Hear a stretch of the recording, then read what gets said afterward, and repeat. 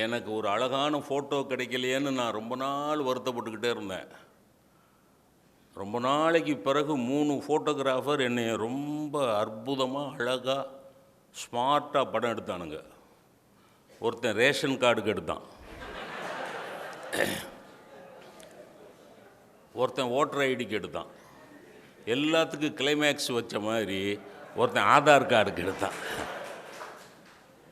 அதில் என்ன உண்மையை சொன்னாங்கிறது, ஆதார் கார்டுக்கு எடுத்தவன் தான் ரேஷன் கார்டுக்கு எடுத்தவனோட ஓட்டர் ஐடிக்கு எடுத்தவனோட உண்மையானவன். என்னைய கோமாளித்தனமாக எடுத்து என்னைய மாதிரியே இல்லாத ஒரு படத்தை போட்டு கீழே சாதாரண மனிதனின் அடையாளம் அப்படின்னு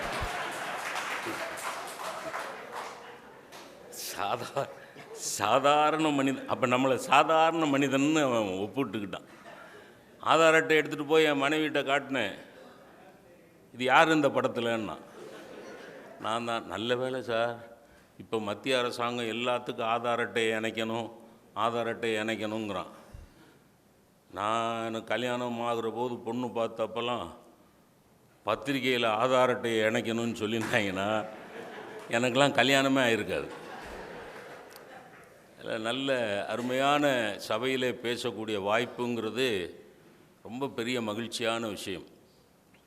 ஐயா அவர்கள் ஒரு 5 நிமிடம் பேசினா கூட இந்த வண்டர்ஃபுல் டிப்ஸு, அதாவது மனித வாழ்க்கைக்கான டிப்ஸும் இருந்தது, இந்த நகைச்சுவை சங்கத்தை மேலே மேலே எப்படி வளர்த்து கொண்டே போவது அப்படிங்கிற டிப்ஸும் இருந்தது. ரொம்ப அருமையாக சில விஷயங்களை சொன்னாங்க. அவங்க சொல்கிற போது ஒன்று சொன்னாங்க, மனசு விட்டு 2 பேருமே சொன்னாங்க, ரமேஷும் சொன்னார், ஐயாவும் சொன்னாங்க, மனசு விட்டு சிரிக்கிறணும். இந்த வாய் விட்டு சிரிக்கிறதுங்கிறத விட இந்த மனசு விட்டு சிரிக்கிறது பெட்டர்.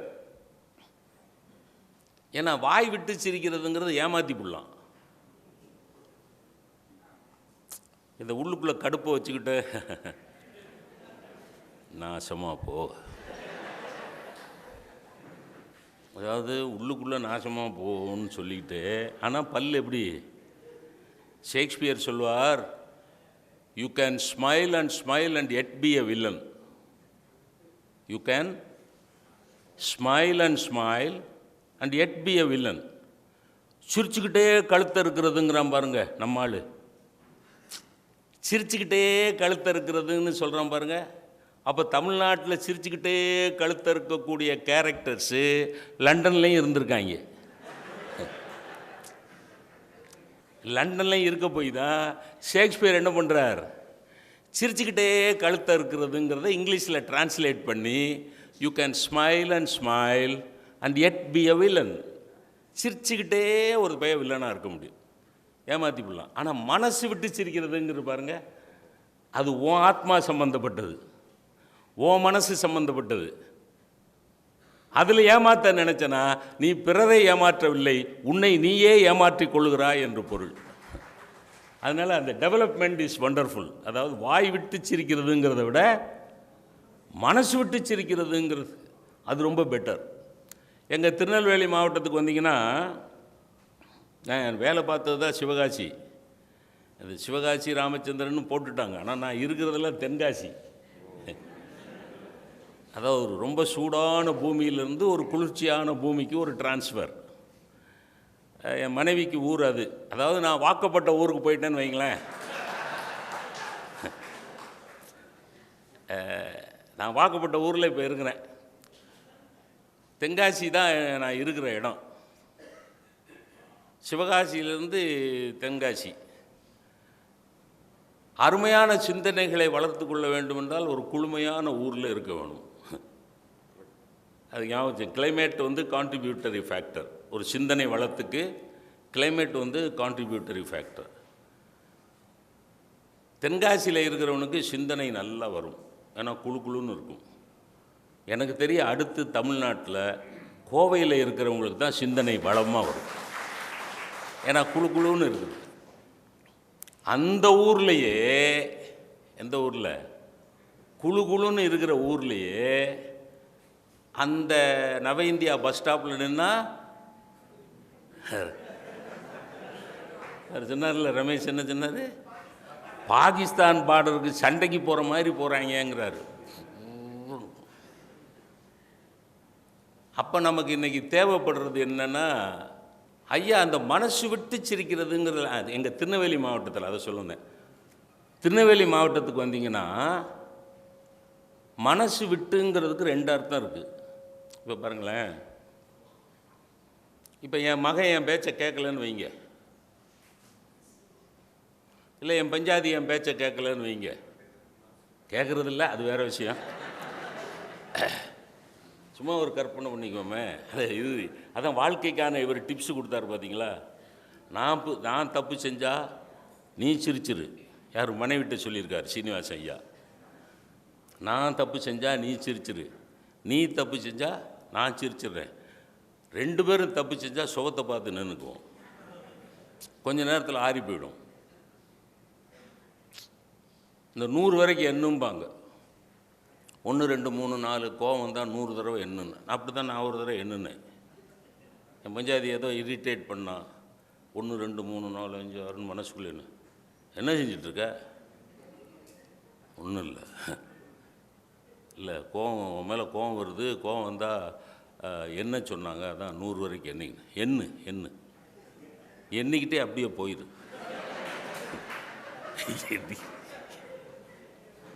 மறுபடியும் சொல்லுன்னு. இப்போ என் பஞ்சாயத்து என் பேச்சை கேட்கல, என் மனைவி என் பேச்சை கேட்கல.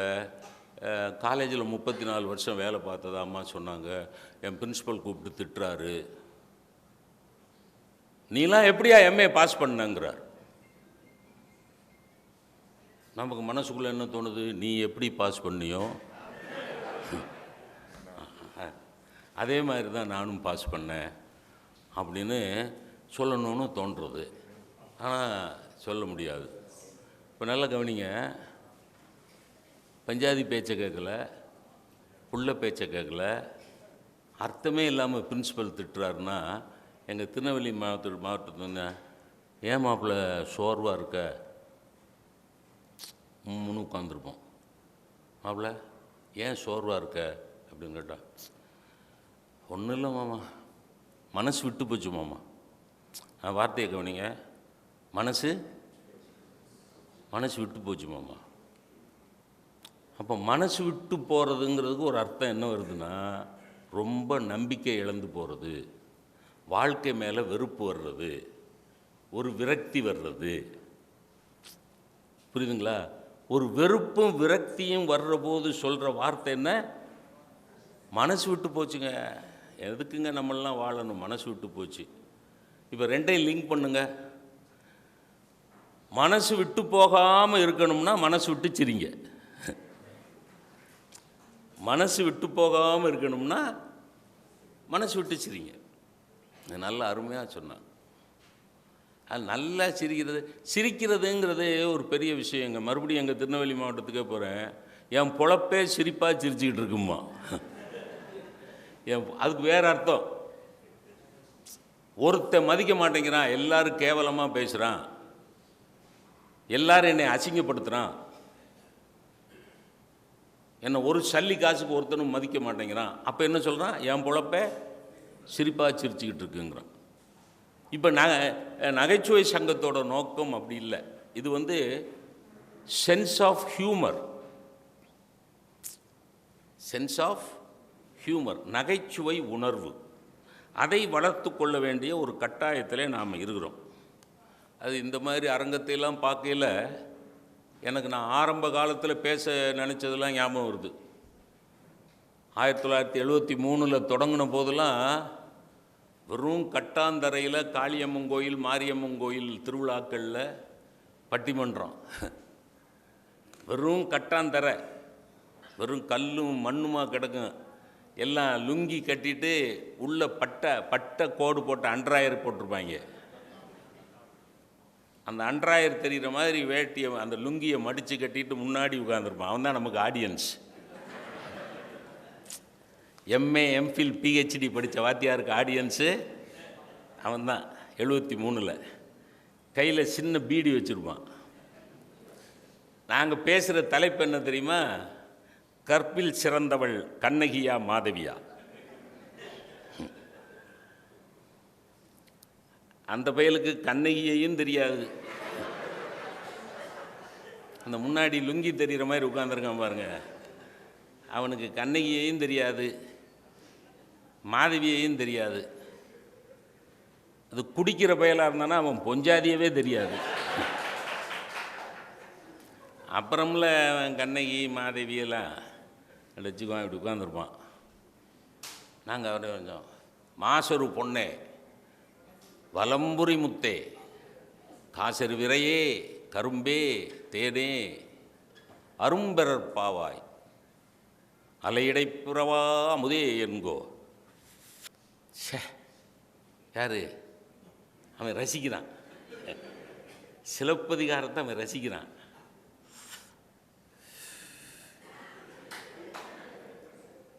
இந்த காட்சியை இளங்கோவடிகள் மட்டும் பார்த்தாருன்னு வைங்க,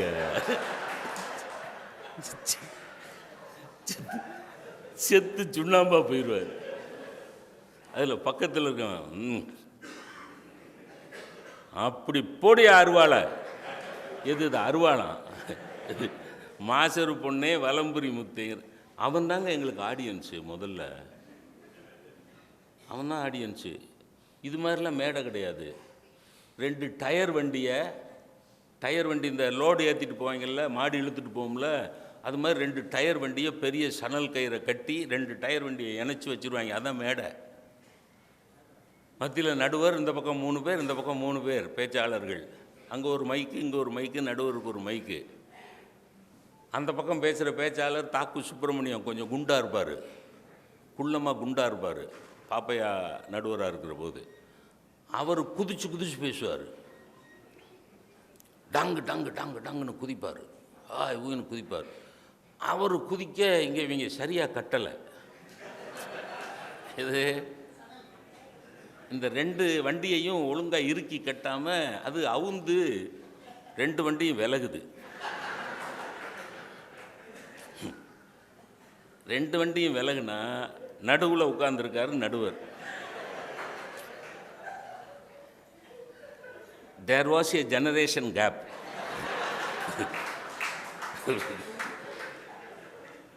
அதில் ரொம்ப கொடுமை என்ன தெரியுமா, நடுவர் பயந்து போய் கீழே பார்க்குறாரு, கேப்பு, பெரிய கேப்பு.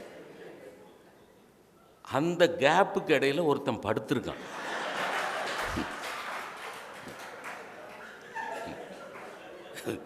அது எப்படி, சாட்சாத் பள்ளி கொண்ட பெருமாள் மாதிரி அப்படி படுத்திருக்கான். இவர் இப்படி பார்த்துட்டு பயப்படுறார். யார்? நடுவர் பயப்படுறார். அவன் கீழே படுத்திருக்கவன், அதாவது அவன் பெர்மிஷன் கொடுத்து இவர் பேச வேண்டியிருக்கு. பேசுங்கிறான். நான் அதை பார்த்துட்டேன். நான் ஒரு அணி பேச்சாளர். ஐயோ நடுவர் பதறாரு அப்படின்னு சொல்லிட்டு, அந்த இப்போ நம்ம தனபால் என்னை ஃபோனில் பேசி கூட்டிகிட்டு வந்தார்ல, அது மாதிரி அந்த என்னை ஃபோனில் பேசி கூப்பிட்டவர் அந்த ஓரத்தில் நின்றுட்டு இருந்தார். அப்படின்னு அவர் வந்தார். ஐயோ இது என்னையா ஸ்டேஜுக்கு கீழே ஒரு படுத்திருக்கான், அவர் எப்படியா பேசுவார், வண்டி வேறு விலகிக்கிட்டே இருக்குது, எப்படியா பேசுவார், அவனை போச்சு இல்லையா அப்படின்னு. அவன் சொல்கிறான், அவனை போக சொல்ல முடியாது. சீனிவாசன் ஐயா சொன்னார்ல, 20,000 40,000 50,000 கேட்குறாங்க பேச்சாளர்கள்னு. அவனை அப்படி எளிதாக ஈஸியாக போக சொல்ல முடியாது. பட்டிமன்றத்துக்கு ஸ்பான்சரே அவன் தான்.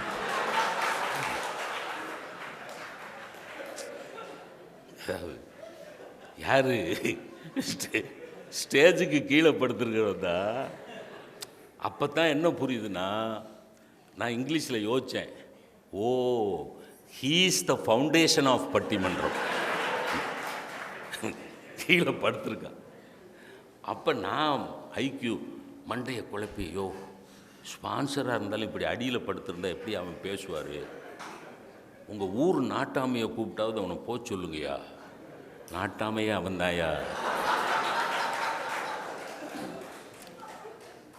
அவன்தான் நாட்டாமை, அவன்தான் பட்டிமன்றத்துக்கு ஸ்பான்சர், அவன்தான் அடியில் படுத்து பேசுங்கிறான். சார், இந்த ஆடியன்ஸில் பேசி எனக்கு மகிழ்ச்சியை சொல்கிறேன். நான் இந்த ஆடியன்ஸில் பேச ஆரம்பித்து, கட்டாந்தரையில் பேச ஆரம்பித்து, வளர்ந்து வளர்ந்து வளர்ந்து வளர்ந்து தமிழன்னையின் அளப்பரிய அருளால், அன்னை பராசக்தியின் அளப்பரிய அருளால் வளர்ந்து வளர்ந்து வளர்ந்து கோவையில் இந்துஸ்தான் கலை அறிவியல் கல்லூரியில் ஒரு அற்புதமான ஹாலில் இத்தனை அற்புதமான மனிதர்களை சந்திக்கிற வாய்ப்பு கிடைத்திருக்கிறது பாருங்கள். அதான் வளர்ச்சி. அந்த ஆடியன்ஸுக்கு இந்த ஆடியன்ஸுக்கு எவ்வளோ வித்தியாசம் இருக்குது. ஆனால் ஒன்று சொல்லிடுறேன், இந்த ஆடியன்ஸை நாங்கள் சிரிக்க மட்டும்தான் வைக்க முடியும். ஏன்னா நீங்களே சிந்திக்க வல்லவர்கள்,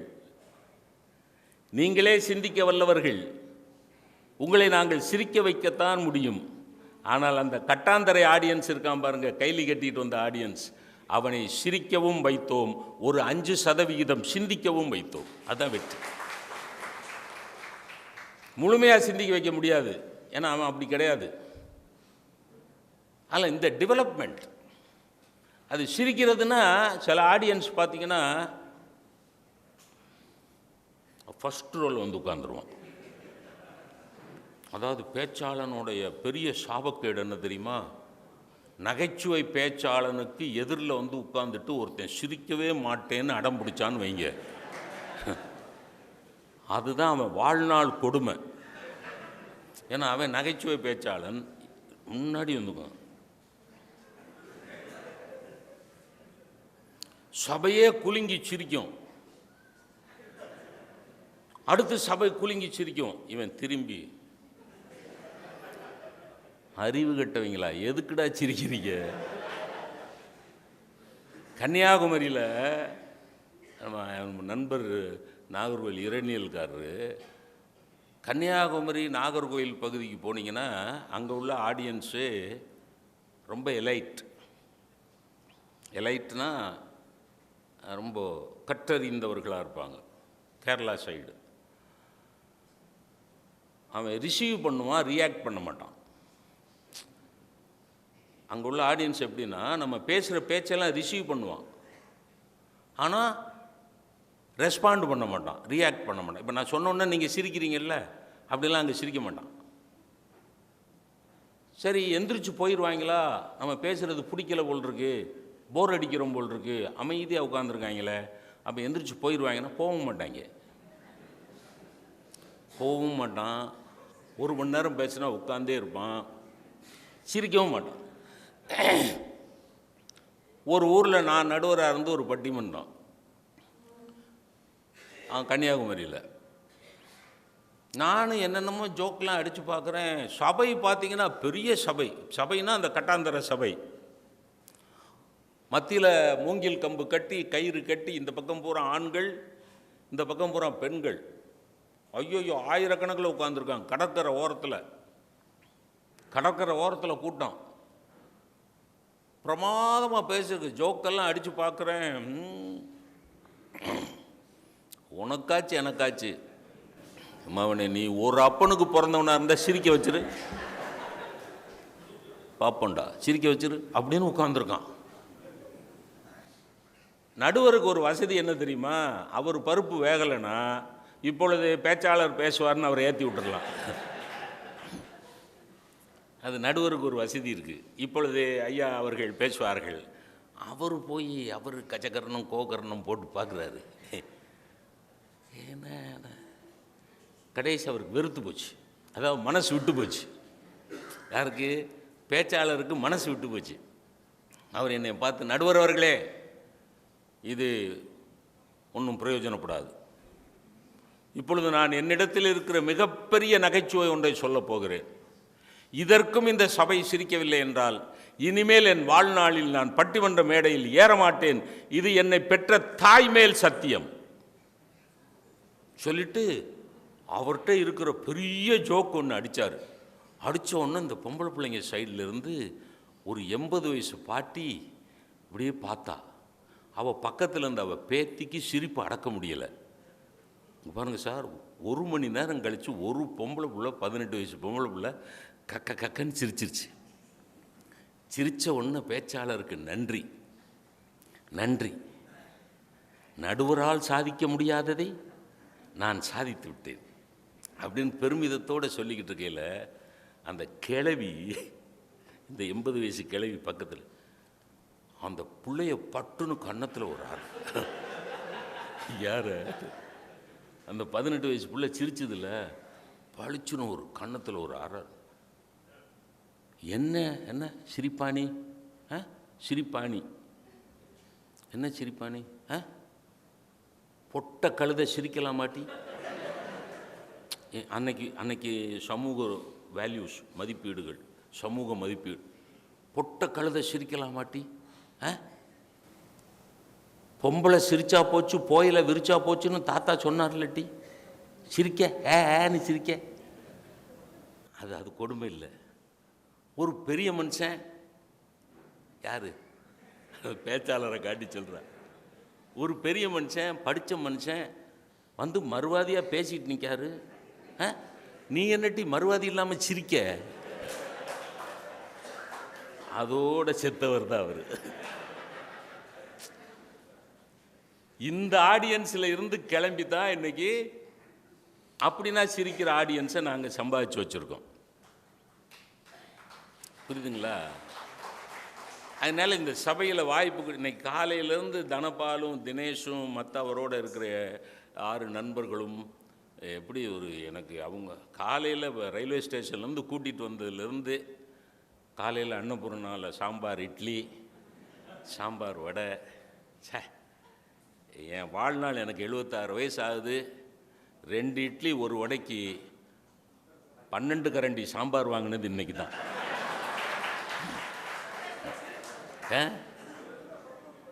ஐயா அவர் போயிட்டு, அவர் உடம்பு சரியில்லையா, காய்ச்சலாம்.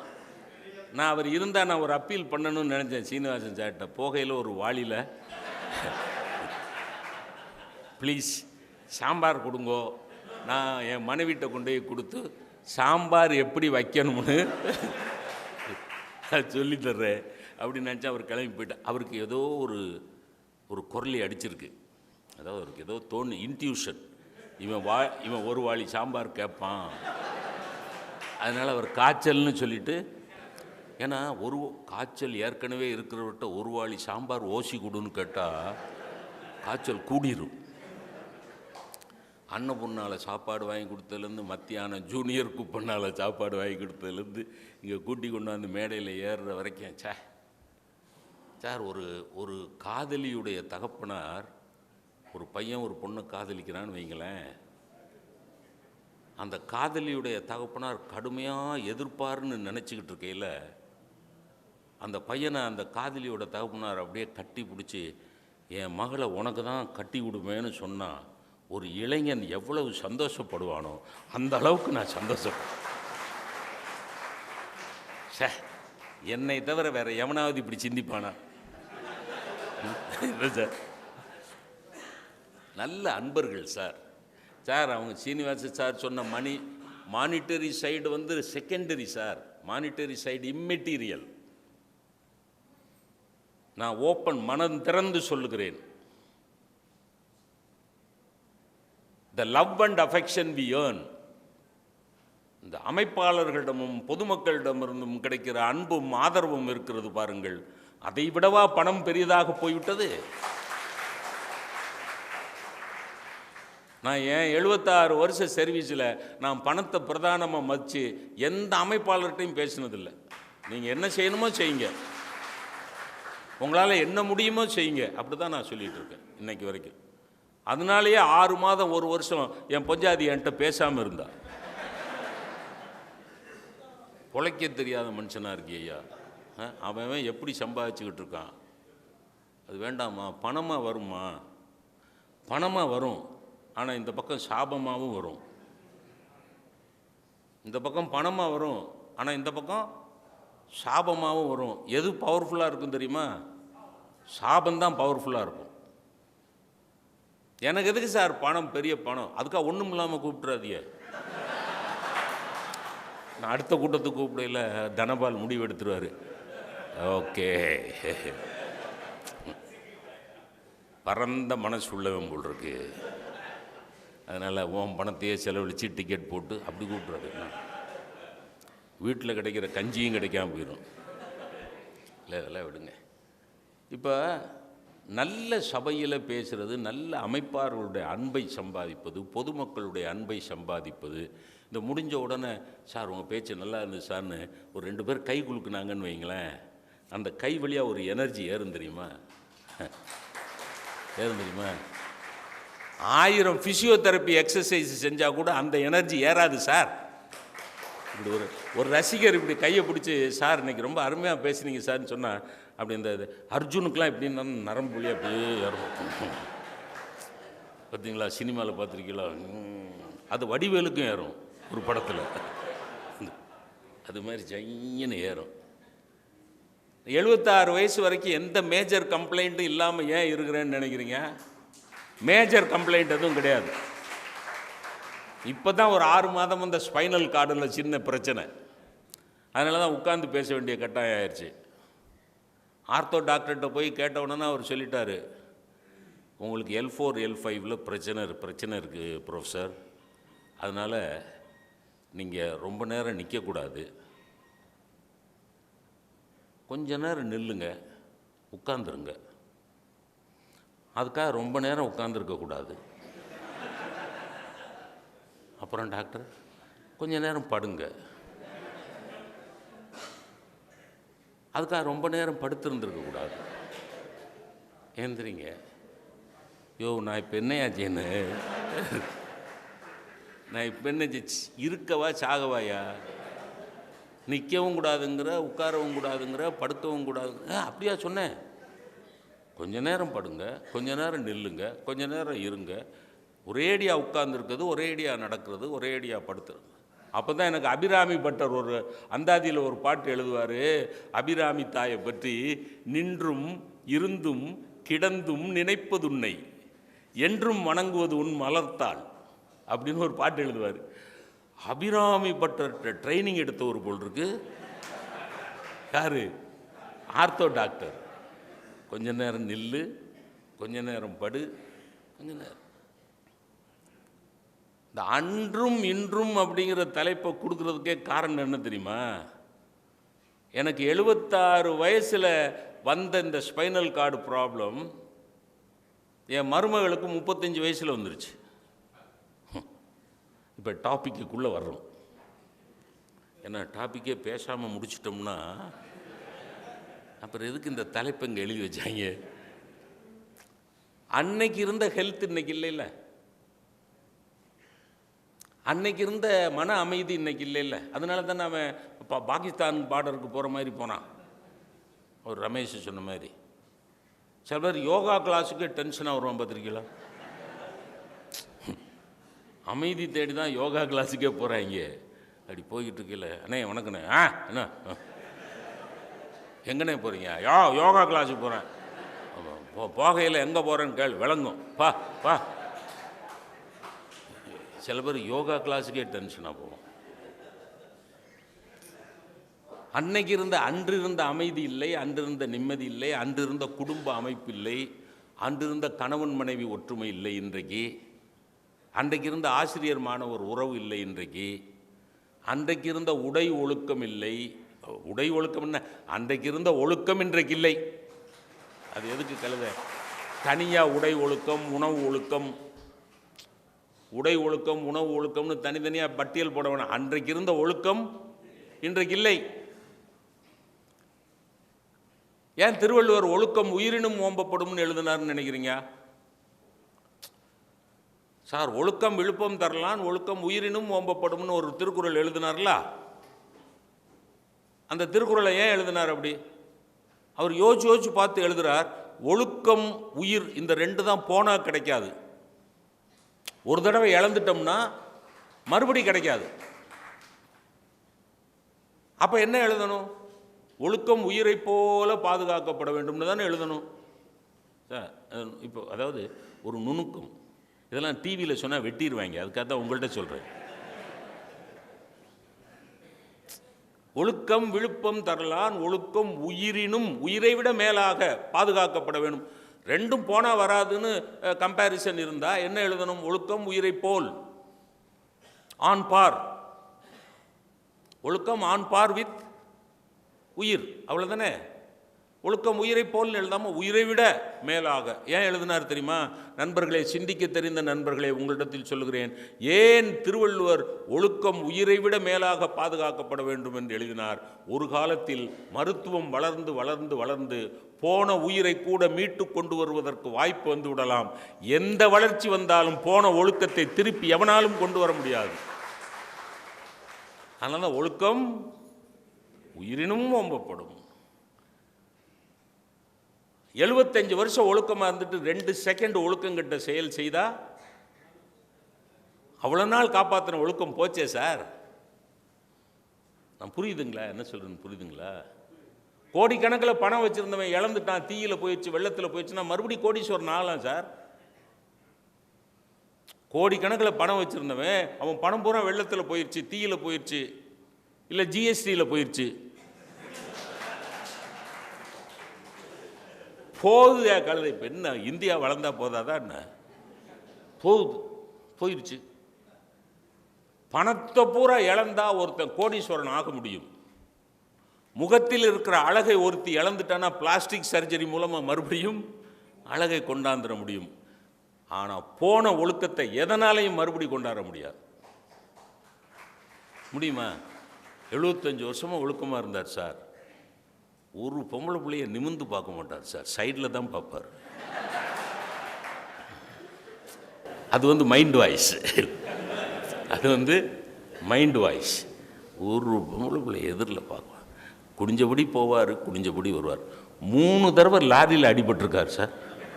அவ்வளோ ஒழுக்கம் சார். குனிஞ்சபடியே போனால் எதிரில் லாரி வர்றது தெரிய விட்டா குனிஞ்சபடியே போவார், குனிஞ்சபடியே வருவார். ஒரு ஆள்கிட்ட அதிர்ந்து பேச மாட்டார். யாருக்கு 75 வருஷம் வாழ்ந்தார் சார். இப்போ தான் சார் 2 நாளாக அந்த பக்கத்து விட்டு பொம்பளைட்ட சேட்டை பண்ணிட்டார். அது கூட புருஷன் டக்குன்னு வந்துட்டான் சார். ஒரு 2 நிமிஷம் தான் சார். ஒத்துக்குவீங்களா? 75 வருஷமாக ஒழுக்கமாக இருந்தார். பாவம் சார், 2 நிமிஷம் தானே சார், விடுங்க சார். தருமி நம்ம திருவிளையாடலில் நாகேஷ் சொன்ன மாதிரி கொஞ்சம் கழிச்சுக்கிட்டு ஒத்துக்குவீங்களாமா? நீங்கள் 1 செகண்ட் ஒழுக்கம் போச்சுன்னா போச்சு சார். நீங்கள் 100 வருஷம். அதனால தான் சார் மாஜி மந்திரி உண்டு, மாஜி பிரைம் மினிஸ்டர் உண்டு, மாஜி பிரின்சிபல் உண்டு, மாஜி ஒழுக்கஸ்தர் உண்டா? முன்னாள் ஒழுக்கஸ்தர் 50 வருஷத்துக்கு முன்னாடி ஒழுக்கமாக இருந்தார், இப்போ நாசமாக போயிட்டார். அன்னைக்கு இருந்த ஒழுக்கம் இன்னைக்கு இல்லை சார். உங்களுக்கு சமூக சித்தாந்தமாக ஒன்று சொல்லுகிறேன். எந்த சமூகத்தில் ஒழுக்கம் குறைந்து கொண்டே வருகிறதோ அந்த சமூகத்தில் டென்ஷன் கூடிக்கொண்டே வரும். இன்னைக்கு டென்ஷன் கூடுனதுக்கு அதான் காரணம். எங்கே பார்த்தாலும் டென்ஷன், டிப்ரெஷன். இன்னைக்கு ரொம்ப அதிகமாக சொல்கிற வாக்கியம் டிப்ரெஷன். கவுன்சிலிங். எங்கள் தாத்தா காலத்தில் கவுன்சிலிங் இருந்தது. எங்கள் தாத்தா காலத்தில் சைக்கியாட்ரிஸ்ட் இருந்தான் கிடையாது சார். எங்கள் தாத்தா காலத்தில் அன்னைக்கு சைக்கியாட்ரிஸ்டே கிடையாது.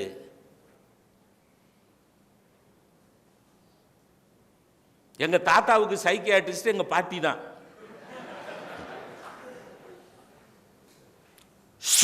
அப்படின்னா போதும், சர்வ நாடி ஒடுங்கி மனம் ஒரு அமைதிக்கு வந்துடும். எங்கள் தாத்தாவுக்கு எங்கள் பாட்டி தான் சைக்கியாட்ரிஸ்ட்டு. இன்னொன்று சொல்லட்டா, அதிகபட்சமான அறிவு அவஸ்தையை உண்டாக்கும். எழுதி வச்சுக்கோங்க. அதிகபட்சமான அறிவு அவஸ்தையை உண்டாக்கும். யூடியூப்பில் போய், அதில் போய், கூகுளில் போய், இதில் போய், அது என்ன, இது என்ன, அப்பண்டிசைட்டிஸ்னா என்ன, அப்பண்டிக்ஸ்னா என்ன, அது என்ன, இது என்ன, கழுதை என்ன, பூனை என்னன்னு படித்து படித்து படித்து, பிரெயின் டியூமர்னா என்ன, பிரெயின் கேன்சர்னா என்ன படித்து படித்து படித்து லேசாக தலைவலிச்சதுன்னா பிரெயின் டியூமராக இருக்குமோ. அப்புறம் எப்படி சிரிப்ப நீ? அதனால தான் இங்கிலீஷில் சொன்னால் ignorance is bliss. Ignorance is bliss. அறியாமை தான் மிகப்பெரிய ஆனந்தம். அன்னைக்கு என் தாத்தா அறியாமையில் வாழ்ந்தார், ஆனந்தமாக வாழ்ந்தார். இன்றைக்கு நாமெல்லாம் அறிவு கொழுந்துகளாக மாறிக்கொண்டிருக்கிறோம், ஆனந்தத்தை இழந்து விட்டோம். அதான் சார் சத்தியம். எல்லாம் தெரியுது. என் 8 வயசு பேத்திக்கு எல்லாம் தெரியுது, எல்லாம் தெரியுது. என்ன தாத்தா யூஸ்லெஸ்ஸாக இருக்காங்கிறா என்னை பார்த்து. என்னடி இப்படி சொல்கிற? என்ன தாத்தா குரோம்னா என்னன்னு தெரியாதா? குரோம் தெரியாதானா? டக்குன்னு ஒரு நாள் அவள் சொல்கிறாள், என்ன குரோம்னு ஒரு பட்டனை தட்டினேன், ஐயோ என்னென்னமோ வந்துருச்சு. அந்த நேரம் பார்த்து அவள் வேற பின்னாடி என் பொண்டாட்டி வேற வந்துட்டா.